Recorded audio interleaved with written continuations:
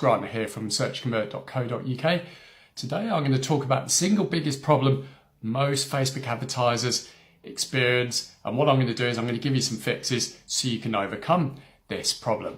Now, that big problem most Facebook advertisers experience is they'll have a campaign running, maybe they've got some ad sets in that campaign but performing really well, the ad sets are profitable, and what happens after a period of time is those ad sets lose performance and profitability, and that time period can be a couple of days or it can be more than a week, and this tends to happen as advertisers begin to scale. Now, there's 4 reasons why your ad sets are losing performance. Now, the first reason why is audience saturation. Now, audience saturation is simply that the people in your audience have seen your ads multiple times and that audience is no longer responding to your ads. Now, the second reason is ad history, and that simply means that it's Facebook's history on your ad, your negative feedback, your positive feedback, your relevancy score, and that can also affect your ad set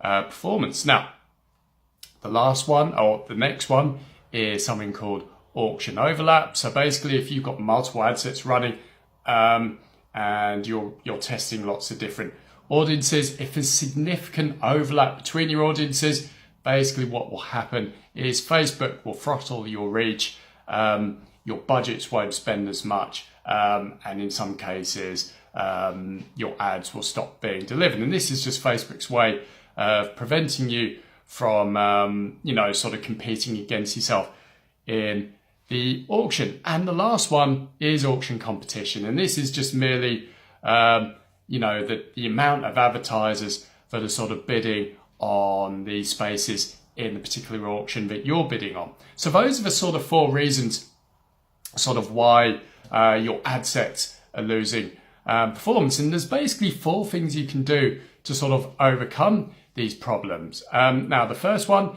is you can change and tweak your ad creative, your ad copy, and your ad sort of images or ad videos. The second one is you can increase or decrease your bid.